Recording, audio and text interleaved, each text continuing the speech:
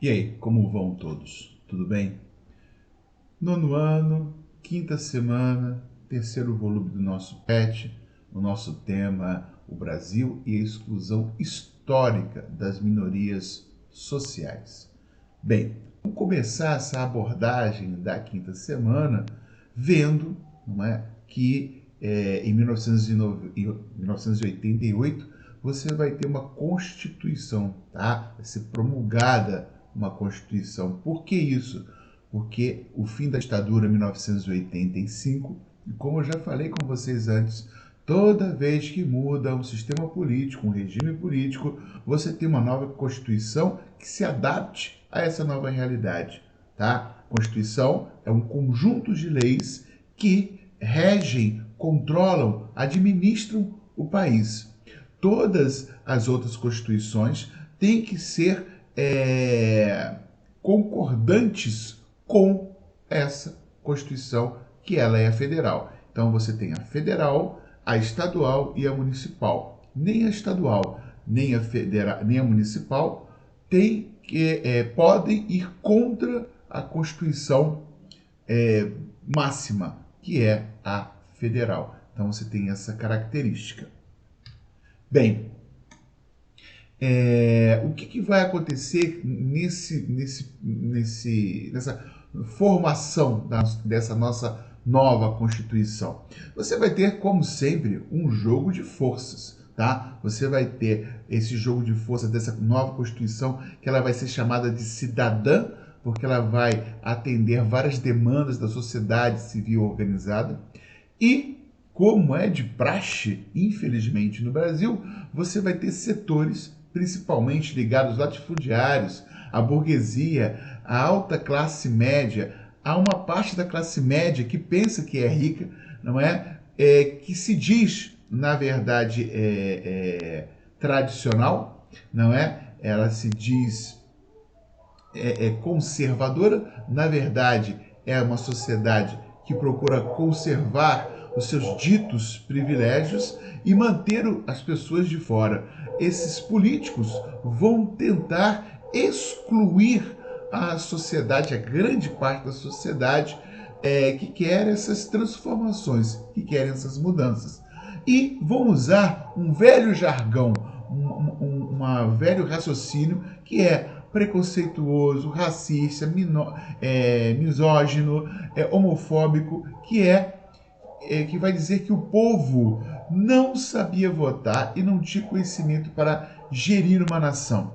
Realmente, o povo não sabia votar para gerir a nação em nome, mantendo os privilégios dessa classe que achava ou que acha ainda, infelizmente, não é acima da população, tá? Contudo, você vai ter a Constituição de 1988, a Constituição Cidadã, com cerca de 100 emendas, 100 propostas, não é? Que vão dar uma cara mais democrática à Constituição. Vão dar uma cara mais democrática, mais inclusiva à Carta Magna do país. 2 artigos vamos destacar para que vocês possam ter ideia da amplitude desses direitos, tá? A questão primeira que nós vamos destacar é a dos povos indígenas, é a demarcação das suas terras.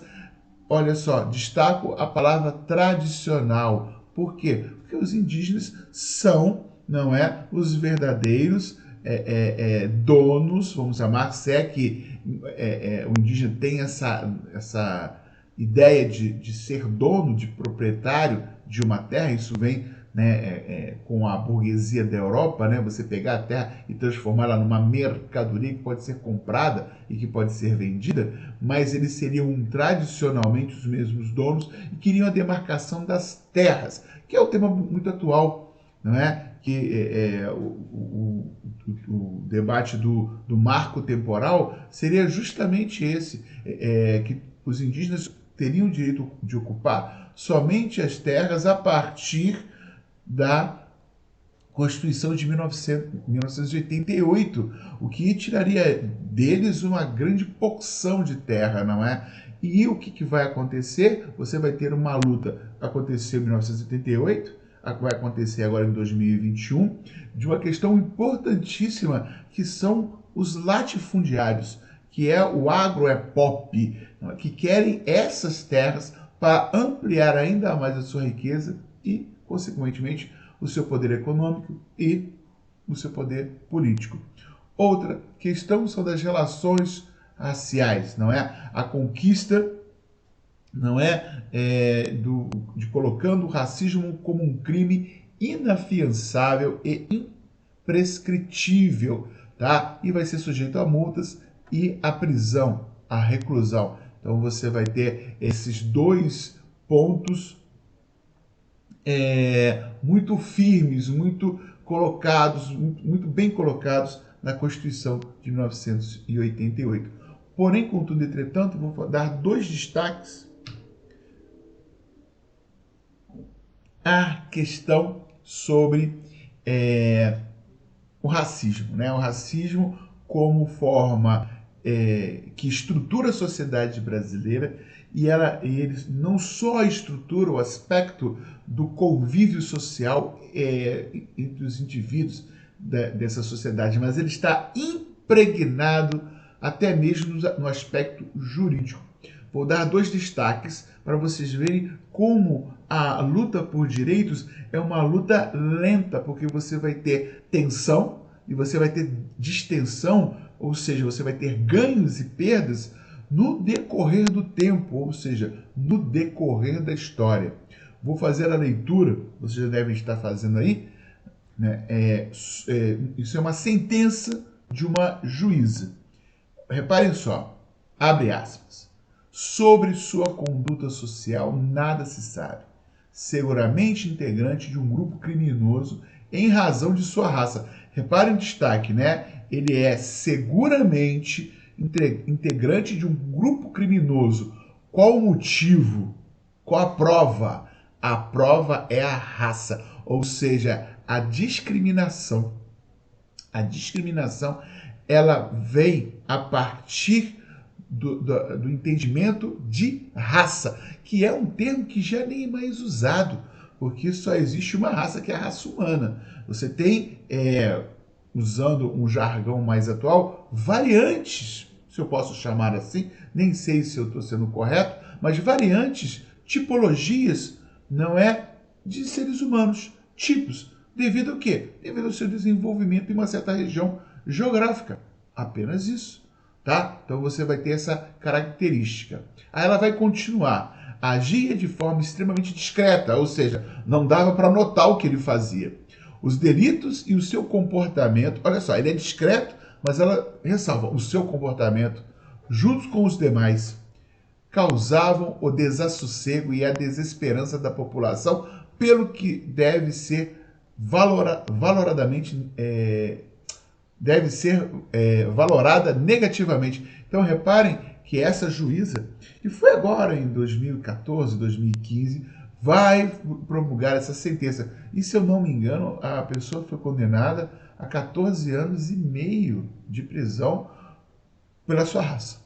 Tá? Eu tenho outro destaque que é um revés, é uma contraprova, é um negativo. As duas pessoas trazidas para fazer o reconhecimento não apresentam qualquer hesitação ao apontar o criminoso, ou seja, não há dúvida nenhuma, esse é o criminoso, que por suas características físicas, olha de novo a questão do fenotipo, né, do fenótipo, não sei se posso chamar assim, do tipo, não é? Não seria facilmente confundido. Aí abre aspas dentro das aspas, né? Vale notar que o réu não possui o estereótipo padrão de bandido. Ou seja, existe uma aparência em ser bandido. Não é uma atitude, não é um crime, é uma aparência. Por quê? Possui pele, olhos e cabelos claros, não estando sujeito a ser facilmente confundido, anotou a magistrada. Reparem só que ele não tem, né, o estereótipo de ladrão, porque ele é branco, tem cabelos e olhos claros. Ou seja, o contraponto é uma pessoa negra de cabelo e olhos escuros, negros, tá?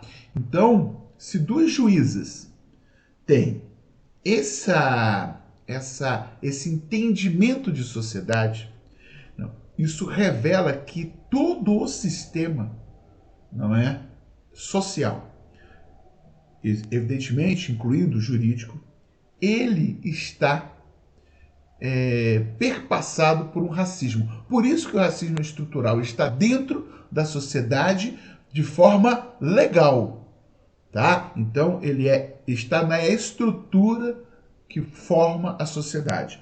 Isso tem que ser entendido muito bem por todos nós. Características, tá, da Constituição Cidadã. Primeiro, a liberdade de expressão. Tá? Lembrando que liberdade de expressão não é ameaçar alguém. Não é isso. É você, politicamente, socialmente, não é, se expressar. Tá? Uma pessoa, por exemplo, que ela vá, não é, contra a honra de alguém, xingue alguém, que vá, fomente, que faça propaganda, vamos chamar assim, da violência. Isso não é liberdade de expressão, tá? Contra a democracia, que está muito comum, não é? Eu sou... Por quê? Você é antidemocrático, tá? A maioria das pessoas tem o mesmo direito que você. Então, quando você fala alguma coisa que vá de encontro ao direito de alguém, isso deixa de ser liberdade de expressão. Uma coisa é você falar assim, eu acredito em disco voador. Isso é liberdade de expressão, tá? Eu quero que uma pessoa seja presa por ser preta. Isso não é liberdade de expressão, tá? Isso é racismo. Então, nós temos que entender que liberdade civil é o seu direito de falar, respeitando o direito dele também, tá? Então você tem essa característica. Outra característica, não é a legislação do trabalho, que vai regular de 48 para 44 horas, vai dar 120 dias de licença maternidade para as mulheres, vai se criar licença paternidade, seguro-desemprego, vai estipular, né, o 13º salário. Então você vai ter essas características que vão melhorar a vida do trabalhador. Isso é muito importante se entender, tá? Porque uma legislação do trabalho não é só ganhar dinheiro, tá? Ela é cidadã porque ela dá a esses trabalhadores, tá, socialmente mais vulneráveis, sem o poder econômico, condições de viver melhor, condições de gerir sua vida de forma menos dura, menos dolorosa. É importante, não é, ter essa noção. Eleições, não é, vai estipular o segundo turno para as cidades com mais de 200 mil habitantes, tá? O voto obrigatório, né? O voto facultativo a jovens de 16 e 17 anos e a pessoas com mais de 70 anos. Então você vai ter essa característica. Então vai regular as eleições, vai regular o processo democrático, não é, de escolha dos representantes políticos da nossa sociedade. Vai perguntar ao povo, em 1993, através de um plebiscito, qual o regime político que o Brasil seguiria. Um presidencialismo, um parlamentarismo com o presidente, é o parlamento que comanda através de um primeiro-ministro. Então você tem um presidente e o primeiro-ministro. No presidencialismo você tem só o presidente e a Câmara Federal e a Câmara dos Senadores. Então você tem essas duas câmaras. E, por incrível que pareça, não é uma monarquia, que é uma incongruência, né? que é uma contradição, né? Porque você precisa de uma família, não é real, originária, né, do país, a nossa é importada de Portugal, tá?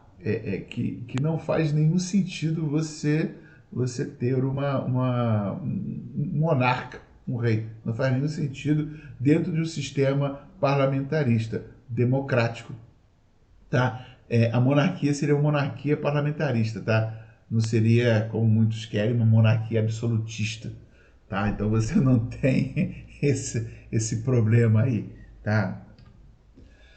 Bem, a partir disso, nós vamos desenvolver algumas ideias. Bem, vimos a Constituição Cidadã, vimos que ela amplia os direitos do cidadão, um país, uma sociedade democrática, aquela que engloba o maior número de pessoas, tá? Dentro do aspecto dos direitos, tá? Então, não adianta você ser democrático, não é? A nossa democracia é uma democracia ampla, né? Representativa, então você não tem um país democrático para meia dúzia. No nosso momento agora, é um país democrático para o maior número de grupos, o maior número de pessoas. E isso é o quê? Direitos, evidentemente os deveres, mas os direitos que essas pessoas têm. Vamos fazer um contraponto. Se todos pagam impostos, todos têm direitos. Tá? Vamos botar uma questão capitalista. Se os impostos são cobrados de todos, todos, não é, têm direitos. Tá? E o Estado e a sociedade têm que ver a necessidade de cada grupo. Tá? De cada grupo. Por quê? Porque assim as pessoas vão ver melhor. Então, se nós podemos atender, por exemplo, as mulheres com licença maternidade, tá? Para que ela possa, não é, ter a oportunidade, se assim quiser, de ter filhos, nós temos que atender. Né? Estamos aí no momento de abertura, então pessoas com necessidades especiais precisam, não é, de atendimento, não é especial. Não vou chamar especial, mas característico da sua condição. Não é próprio, melhor falando, da sua condição. Então você tem essa característica. E indo contra isso, você tem as violências, não é? Ou melhor, a violência, que é uma violência generalizada, tá? Causas dessa violência contra as minorias sociais, não é? Fala assim, a mulher é a maioria, aqui se considera negro, pardo, é a maioria. Não, quando fala de minorias, são minorias sociais, minorias econômicas, são minorias, não é que são socialmente mais frágeis, ou seja, têm menos direitos. Tá? Quais são as causas dessa violência contra pobres, pretos, pardos, mulheres, população carcerária, moradores de rua, camponeses sem terra, indígenas, mulheres, não é? Eu nunca sei falar, então vamos buscar. LGBTQI+. Não, LGBTQIA+. Se eu falei errado, depois vocês me corrijam na aula, tá? Então, quanto essas pessoas não está aí no texto do PET, mas a gente não podemos nos esquecer dessas pessoas, tá? Como eu falei antes, se paga imposto, tem direito. E se tem direito, tem que ser. A Polícia Civil garante que todos os 27 mortos por seus agentes na operação eram suspeitos de envolvimento com o tráfico. Todos, além disso, teriam morrido em confronto com os policiais e tinham antecedentes. Mas, do total de mortos, apenas 4 eram inicialmente alvos da operação. Além disso, 2 mortos não tinham ficha criminal, o que contradiz a Polícia Civil. As informações estão no relatório sigiloso da Subsecretaria de Inteligência da Polícia, realizado 3 dias após a ação, ao que os jornais cariocas tiveram acesso. De acordo com o documento, dos 27 mortos, apenas 12 tinham anotações por crimes relacionados ao tráfico. Organizações de defesa dos direitos humanos e da sociedade civil consideraram que houve uma chacina no Jacarezinho. A polícia insiste que todos os mortos eram suspeitos de tráfico. Olha, reparem só. Qual é a função da Polícia Civil? é investigar e prender. E o judiciário, como diz o nome, julga. Reparem, não houve prisão de suspeitos. Houve não é, a morte dessas pessoas. Tá? Então, essa é a letalidade que o seu PET, no texto do seu PET, melhor falando, mostra.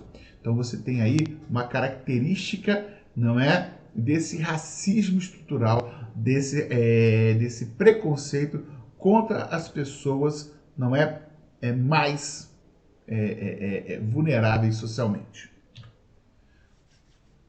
Quais são as causas da violência, não é, e desse racismo estrutural? A maior parte da população é negra e parda das grandes cidades e reside nas áreas periféricas.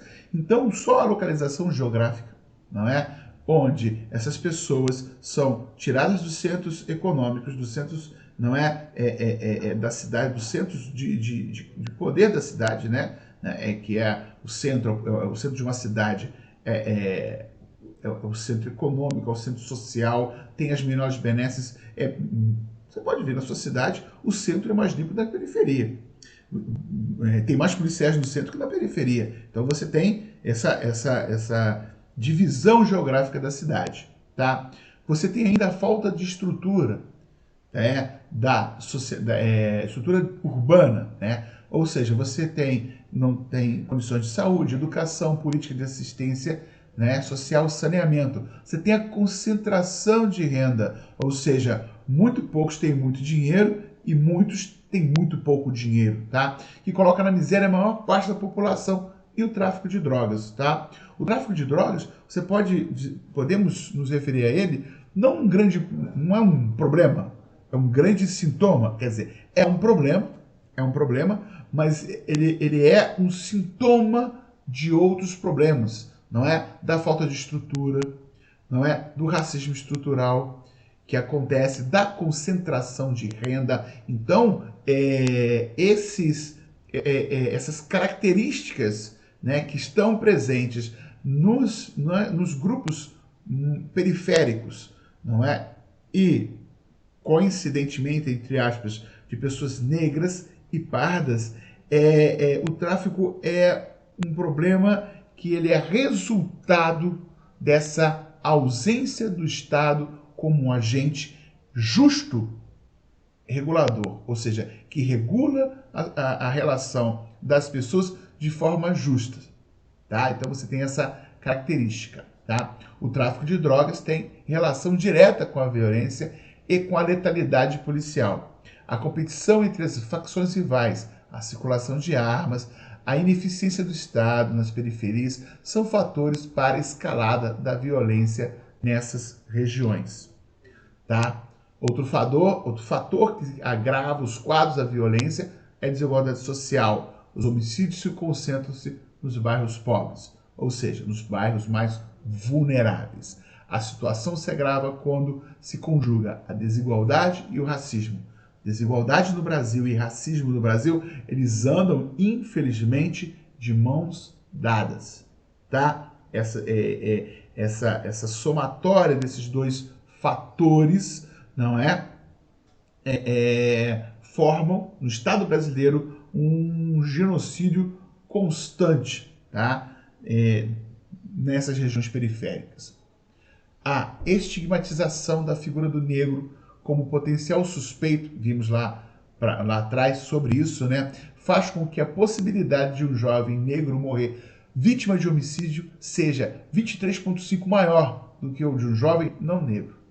A cada 100 pessoas assassinadas no Brasil, cerca de 70 são negras, tá? Ou seja, 70% das pessoas que são assassinadas no Brasil, tá? Elas são negras, sendo que, pelo último censo, você tem mais de 50% da população, 50 e poucos por cento, 54 ponto alguma coisa, se eu não me engano, não é? Que se consideram negras, ou seja, a proporção é de quase 20% a mais, não é? De pessoas, né, que são assassinadas no Brasil são de negros. Então essa é uma desproporção, não é, muito grande. Outro problema ligado à violência é a circulação de armas. De cada 1% de armas a mais em circulação, aumenta-se 2% o número de homicídios. O principal grupo assassinado no Brasil são jovens de 15 a 29 anos do sexo masculino. Quando você vai se estratificar, quando você pega desse grupo quem é quem, 75%, mais de 75% de vítimas são pretas ou pardas.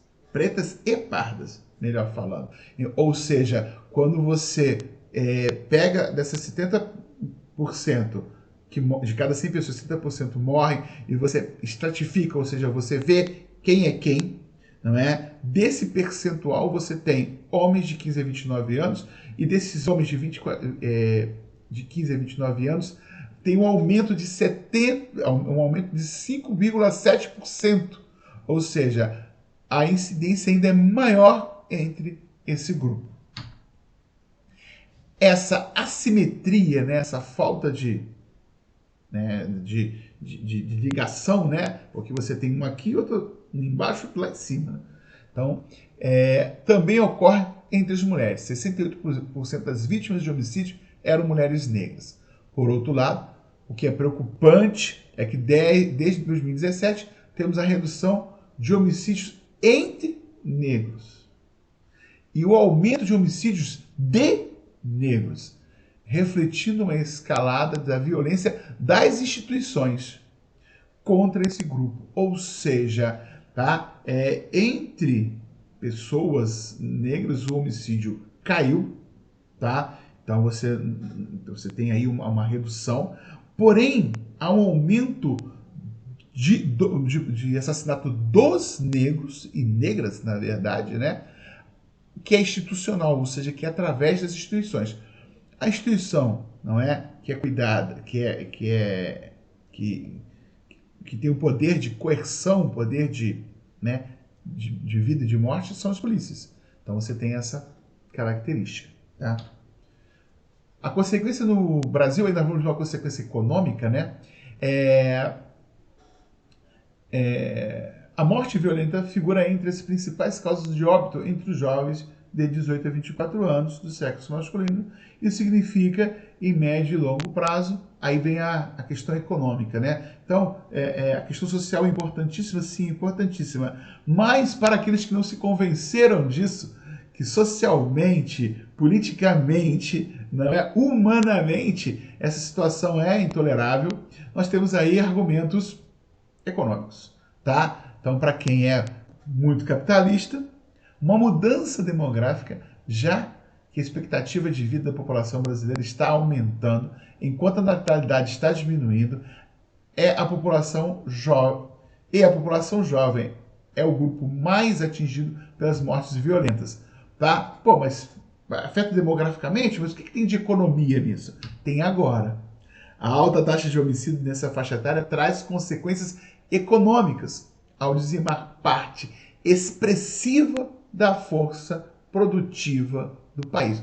Ou seja, a morte desses jovens, ele diminui nossa capacidade de ter mão de obra. Se nós temos menos mão de obra, nós temos menos produção. Não adianta você abrir fábricas e fábricas e fábricas se você não tem quem trabalhe nelas. Tá? Então você tem essa característica. Os altos índices de mortes violentas também sobrecarregam o sistema público de saúde, que também é econômico, não é? Porque a morte não é a morte instantânea. Você tem a morte. E olha que o seu texto, ele não traz as pessoas que ficam impossibilitadas de trabalhar. Ficam limitadas, não é? De exercer funções, né? Devido ao quê? A sequelas dessa violência. Então são pessoas que perdem membros, são pessoas que não conseguem andar, são pessoas que vegetam, tá? E não conseguem atingir o máximo da sua produtividade. Não quer dizer que essas pessoas não sejam produtivas, tá?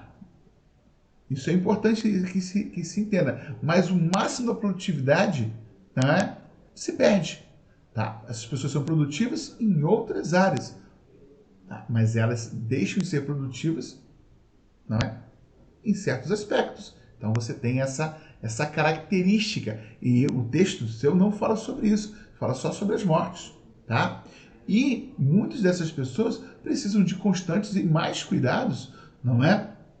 Do que outras que não sofreram essa violência. Então você tem essa característica. E isso é só de assassinato. Você tem mortes no trânsito, você tem mortes em diversos outros acidentes, você tem doenças. Então, olha só, o espectro de debilidade da força produtiva é muito maior do que somente essas mortes, tá? Então, você tem aí um grave problema, um problema de saúde pública no Brasil que tem que ser combatido. Infelizmente, não é? A violência se tornou um problema de saúde pública. Bem, aí nós temos agora, vimos esses aspectos, nós temos as perguntas, Nietzsche, as principais características da Constituição Brasileira de 1988, vimos lá, ó, a questão do voto, regime de governo, tá? Então nós temos essa parte, nós estamos falando sobre elas, quais as principais consequências das altas taxas de violência para vários grupos da sociedade brasileira atual. Repare que acabamos de falar, nós temos os aspectos históricos que nós desenvolvemos e acabamos de falar quais são os principais problemas que essa sociedade enfrenta. Então nós precisamos ver isso com muita calma e cautela. E vocês têm que listar, na verdade. Qual a relação entre violência e o racismo no Brasil? Eu acho que isso é um pouco fácil. Vocês têm os vários, como é que eu vou falar para você? Você tem os vários exemplos que foram dados e pode ser usado na sua resposta. Aí é uma charge, né, do Latuf, que você tem a vista da classe média, né? A vista da classe média. Como é que a classe média vê o combate à violência, né? E o morador da favela, como é que ele sente o combate à violência. Então, analisando a charge de Latuf, podemos perceber que o combate à violência no Brasil se processa como? Aí você vai ter, né, se eu não me engano, algumas alternativas, e você, como é que se processa essa violência? Como é que ela acontece? Não é? Ela é setorizada ou ela é para todos, né, as camadas da sociedade? Né? Ela está voltada para um grupo ou atinge todos os outros grupos? Então, é isso que você tem que perceber. Vamos lá. Aqui. Bem, eu espero que vocês tenham entendido. Qualquer dúvida, pode entrar em contato comigo. E até a próxima aula. Até, né, o nosso próximo capítulo. Beleza, crianças? Um beijão no coração e não deixe de estudar, tá? E usa máscara, fazendo favor, se protejam, porque quando você se protege, protegem aqueles que você ama, não é? Protegem o outro. Então, um abração para vocês.